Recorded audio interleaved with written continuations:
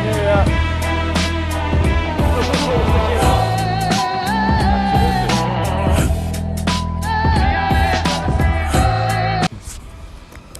तो यार बहुत टाइम से हमारे पास डिमांड आ रही थी एक स्कैम 1992 पे एक वीडियो बनाने के लिए। हमने बहुत सोचा इस पे और हमें दोबारा मन नहीं किया एक घिसा पिटा रिव्यू निकालने का। तो एक बहुत इंटरेस्टिंग वीडियो लेके आए हैं आपके लिए। इस पर पूरी चर्चा करेंगे, वीडियो के अंत तक जुड़े रहना, बहुत मज़ा आएगा। आज मैं हूँ कार्तिकेय फिल्मी उस्ताद से और मेरे साथ है आकाश पॉल। हाँ जी। हाँ तो यार आकाश स्टार्ट करते हैं। हाँ यार, तो यार जहाँ एक तरफ नेटफ्लिक्स और प्राइम जैसे महारथी अपनी हाई बजटेड मल्टी स्टारर बड़ी बड़ी सीरीज़ निकाल रही हैं, वहीं एकदम क्लीन फ्रेश और यार बहुत ही इंटरेस्टिंग शो निकाला है सोनी लिव ने, वही अपना स्कैम 1992। सही में यार इंडिया के अंदर एक हमें हमेशा ना वैसी मूवी मिली है मार धाड़ और जाती चुम्मा चाटी वाली सही में series। सही में तो हमें हमें हमें बहुत कम ऐसे देखने को मिली है। हमें पहले दिखती थी जैसे गुरु भी एक बहुत अच्छी फाइनेंशियल और बिजनेस वाली मूवी है ना। तो लेकिन इंडिया में उसकी बहुत कम हो गई थी। तो अब हमारे पास फाइनली खासकर वेब सीरीज़ के अंदर खासकर जैसे HBO की वेब सीरीज़ होती है, छोटी सी डॉक्यूमेंट्री जैसे मिनी सीरीज़ होती है उनकी, हमें वैसी वैसी देखने को मिली और बहुत अच्छी क्वालिटी की देखने को मिली। बिल्कुल यार। और जब खास करके अगर फाइनेंशियल मार्केट स्टॉक्स इन सब की बात आती है तो एक लेजेंडरी मूवी हमारे दिमाग में आती है बिग शॉट।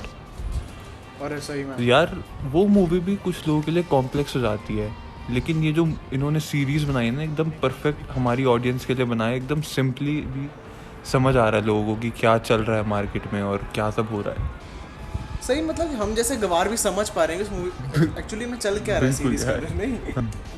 तो यार ऐसी सीरीज़ हमें इंडिया में और बहुत सारी चाहिए और हम चाहते हैं कि ऐसी और बने और हम चाहते हैं कि ये ट्रेंड कंटिन्यू होना चाहिए। तो इसी के लिए हम वीडियो के अंदर लेके आए हैं कि ऐसे कौन से सीज़न 2 या फिर यही पूरी टीम जिन्होंने इतना तगड़ा काम किया है, ऐसी अगर एक और सीरीज़ बनाए तो किन टॉपिक्स पे हो सकती है। तो इस पर बात करेंगे आज नहीं। हाँ यार, तो अगर आपको ये स्कैम बड़ा लगा है तो यार इससे भी बहुत बड़े बड़े स्कैम्स के लिए रेडी हो जाइए इस वीडियो में। मैं हूँ आकाश कार्तिकेय के साथ फिल्मी उस्ताद से, और चलिए शुरू करते हैं।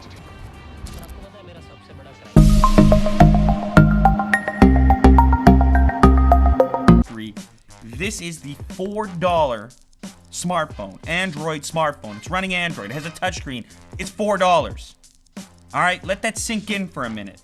अब हम बात करते हैं फ्रीडम 251 के स्कैम की। ये एक बहुत ही सिंपल और एक यार मुझे तो बड़ा अजीब सा स्कैम लगता है। इसकी रकम बहुत छोटी थी और बहुत छोटे स्केल का स्कैम था ये, लेकिन फिर भी इसने 150 करोड़ रुपए, जो हमें लग रही है छोटी रकम के, हम अभी 1000 करोड़ लाख करोड़ की बात कर रहे हैं, लेकिन कहीं से भी छोटी रकम तो बिल्कुल भी नहीं है। इसने 150 करोड़ का स्कैम किया था और सिर्फ एक ही चीज़ के ऊपर कि एक बार बंदा 250 रुपये पे कर देगा तो वो भूल जाएगा पे करके। तो इसी के ऊपर ये पूरा स्कैम बेस्ड था। और सबसे बड़ी बात है कि अगर आप थोड़े से भी बड़े हैं तो आपकी आंखों के सामने हुआ होगा ये स्कैम। मुझे अपना याद है, मैं स्कूल में था, हमें वहाँ पे न्यूज़पेपर में इतनी बड़ा आर्टिकल दिखा था कि जिसके अंदर हमें टच स्क्रीन, कैमरा, एंड्रॉयड सारा मिल रहा है 251 रुपीज़ के अंदर।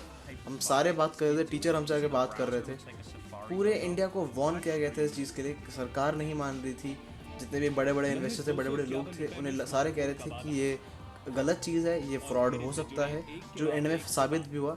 लेकिन हर बंदे के दिमाग में एक ही चीज़ थी कि यार सिर्फ 250 रुपये तो हैं, गए तो गए कोई बात नहीं, लेकिन अगर सही रहा तो एक फ़ोन मिल जाएगा हमें पूरा।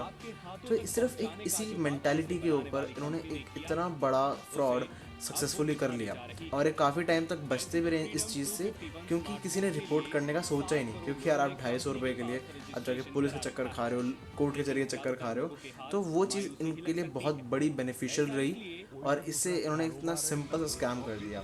इसके ऊपर हमें अगर सीरीज़ देखने को मिलती है, हमें इसका एक सीज़न देखने को मिलता है, तो एक बहुत ही इंटरेस्टिंग सीरीज़ हो सकती है, क्योंकि इसका रियल लाइफ फैक्टर बहुत ज़्यादा है और हमें काफ़ी कुछ देखने को मिल सकता है सीरीज़ के अंदर।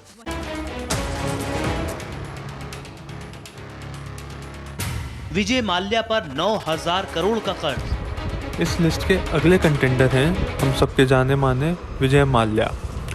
बहुत लोगों ने इनके और इनके स्कैम के बारे में तो सुना ही होगा, लेकिन इस 9,000 करोड़ के स्कैम के पीछे की कहानी बहुत कम लोग ही जानते हैं। बात यही कुछ 2005 की है, जब विजय माल्या की कंपनी यानी कि किंगफिशर लिकर और बियर के बिज़नेस में अंधा पैसा छाप रही थी, और तभी माल्या ने एक नई इंडस्ट्री यानी कि एविएशन में अपना हाथ आजमाने की कोशिश करी थी। अपने लाइफस्टाइल की तरह ही किंगफिशर एयरलाइंस को भी लैविश बनाने के चक्कर में माल्या ने बहुत ज़्यादा पैसा इन एयरप्लेन्स पे इन्वेस्ट करा था। इन एयरप्लेन्स और इनकी सर्विसेज में माल्या ने लाखों करोड़ों रुपए खर्च करे थे। यही नहीं, इंटरनेशनल लाइसेंस के लालच में इन्होंने डेक्कन एयरलाइंस भी खरीद ली थी और उसका नाम किंगफिशर रेड रख लिया था। इन सब का कैश फ्लो इंडियन बैंक से ही आ रहा था, यानी कि हम सिटीजन्स का ही पैसा था। SBI और IDBI जैसे बैंक्स ने माल्या को 1600 से लेकर 800 करोड़ जितनी रकम दी थी। बस फिर क्या, एक ख़राब फ्यूचर और फ्यूल के बढ़ते दामों की वजह से दोनों ही एयरलाइंस डूब गईं और बैंक्स का सारा पैसा यानी कि आपका और हमारा पैसा भी डूब गया। बस तभी से विजय माल्या भी लंदन फ़रार है और इस मामले में होने वाली सारी इन्वेस्टिगेशंस रुकी पड़ी हैं। यार अब आप लोगों का तो पता नहीं, पर ये स्टोरी मेरे को स्कैम सीज़न 2 के लिए बिल्कुल वर्थ पहले भुगतान, पहले भुगतान, पहले भुगतान, पहले भुगतान, पहले भुगतान। एक और बहुत तगड़ा दावेदार है एक नए सीज़न, एक नए सीरीज़ का, जो वो है PAL स्कैम। तो यार ये है पर्ल एग्रोटेक कॉर्पोरेशन लिमिटेड। इसने एक बहुत ही बड़ा 50,000 करोड़ रुपए का स्कैम किया था, एक फ्रॉड किया था इंडिया के अंदर। अगर आप पंजाब, हरियाणा, राजस्थान से हैं तो आपको इसके बारे में पक्का पता हो, क्योंकि वहीं पे सबसे ज़्यादा फैला था ये। तो यार इनकी स्कीम बहुत सिंपल थी कि आप हमें थोड़ा सा पैसा दो, हम आपको उसका रिटर्न देते रहेंगे, और आपने जो पैसा दिया है हम उसको इन्वेस्ट करेंगे और वहाँ पे लैंड खरीदेंगे और वहाँ पे हम एग्रीकल्चर करेंगे, वहाँ पे डेवलपमेंट करेंगे और उसको बेच के आपको पैसा वापस कर देंगे।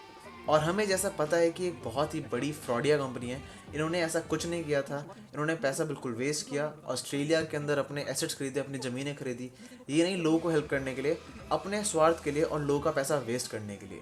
और अपनी इन्वेस्टमेंट बढ़ाने के लिए इन्होंने अपनी स्कीम को एक पिरामिड स्कीम में कन्वर्ट कर दिया, जिसके अंदर ये लोग, जो लोग पैसा लेके आ रहे थे, उन्हें बहुत बड़ी कमीशन दे रहे थे ताकि लोग ज़्यादा से ज़्यादा लोग लेके आएँ। और इसी तरह यही करते करते 5.5 करोड़ लोग इस स्कीम के अंदर आ गए थे, जिनका सारा पैसा एट द एंड डूबा।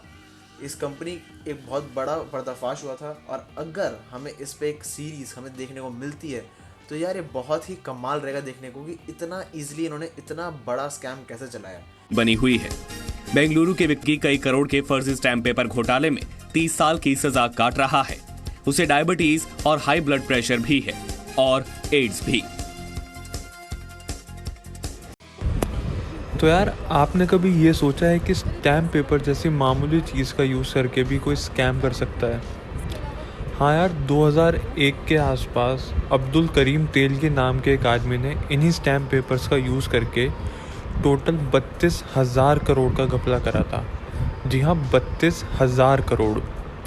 अब्दुल करीम एक बहुत ही मामूली बैकग्राउंड से थे। अपने इस फ्रॉड का सफ़र उन्होंने एक नकली पासपोर्ट और वीज़ा बनवाने की कंपनी से स्टार्ट करा था। इस बिज़नेस में ज़्यादा प्रॉफिट ना होने की वजह से उसने कहीं सरकारी स्टैम्प्स बनाने की मशीन किसी ऑक्शन से ली थी और नकली स्टैम्प्स छापने लगा। टाइम के साथ अब्दुल ने गवर्नमेंट ऑफिस में जान पहचान बढ़ाई और ऑफिशियल इंक के साथ स्टैम्प्स छापने लगा, और अब गवर्नमेंट और अब्दुल के स्टैम्प्स में कोई भी डिफरेंस नहीं था। धीरे धीरे करके अब्दुल का ये नेटवर्क देश के 18 स्टेट्स में फैल चुका था और कुल मिलाकर 32,000 करोड़ का फ्रॉड करा था। अब्दुल करीम को 2004 में CBI ने गिरफ्तार करा था और कोर्ट ने उसे 30 साल की सज़ा सुनाई थी। बाद में सुप्रीम कोर्ट में यही सज़ा 13 साल की हो गई थी, लेकिन अपने इस जेल के टेन्योर में ऑर्गन फेलियर के चलते उसकी डेथ हो गई थी। तो यार ये एक और बहुत ही ज़्यादा इंटरेस्टिंग कहानी थी, जो कि स्कैम सीज़न 2 में बहुत अच्छी लग सकती है। तो यार ये थे हमारे सारे पिक्स आज की वीडियो के लिए, और हमारे पास 2 पिक्स और हैं कि कौन से एक्टर्स बेस्ट रोल प्ले कर सकते हैं। और हमारे अकॉर्डिंग गोविंदा काफ़ी अच्छा रोल कर सकते हैं माल्या का, क्योंकि यार गोविंदा के भी एक बहुत अच्छा लाइफस्टाइल रहा है और वो भी काफ़ी फन वे में दिखा सकते हैं माल्या का पूरा रोल। और तेलगी के रोल के अंदर, क्योंकि तेलगी की शक्ल भी एक इनोसेंट वाली थी और उसने बहुत तगड़ा स्कैम किया था, तो सबसे पहला नाम हमारे दिमाग में राम कपूर ही आया था। और यार वो कि बिल्कुल यार। है ना, तो यार मतलब कि वो परफेक्ट रोल होगा उसके लिए। हाँ। तो यार यही थी आज की वीडियो। अब जैसा कि आप लोग जानते हैं मिर्ज़ापुर सीज़न 2 आने वाला है, तो उससे रिलेटेड भी बहुत इंटरेस्टिंग वीडियो पे हम काम कर रहे हैं, बहुत ही जल्द आने वाली है। बिल्कुल। तो यार अगर ये वीडियो अच्छी लगी और भी ऐसा इंटरेस्टिंग कंटेंट आपको देखना है तो हमारे चैनल को सब्सक्राइब करें, वीडियो को लाइक करें, इंस्टाग्राम पे हमारे हैंडल फिल्मी उस्ताद को फॉलो करें अपनी लेटेस्ट मूवीज़ और जो भी इंडस्ट्री में चल रहा है उसकी न्यूज़ के लिए। तो चलिए यार मिलते हैं अगली वीडियो में। मैं हूँ आकाश कार्तिकेय के साथ, और मिलते हैं अगली वीडियो में।